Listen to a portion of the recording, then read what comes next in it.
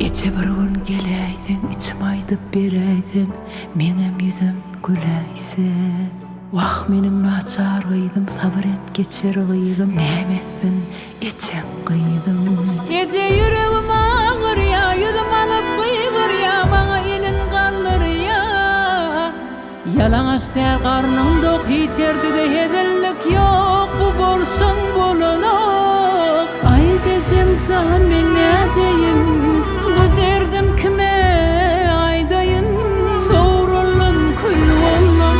Gece gönlüm yaralı, sarılsana yaramı, bana düşünyendin eten, bana dünyam karalıp.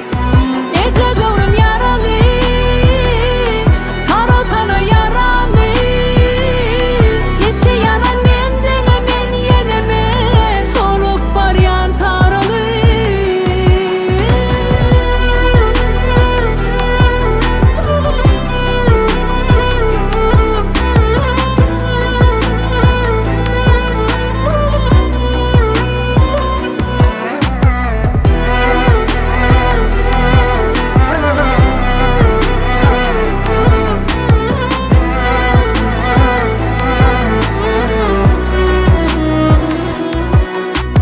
Öydü hiç yüzüm yok, elim gök, gözüm gök, bu durmuşa sözüm yok.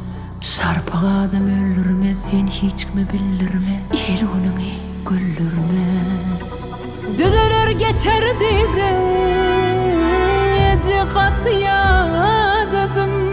Yalan açtı karnım dok, hiç yerde de hedellik yok, bu bolsun bulunuk.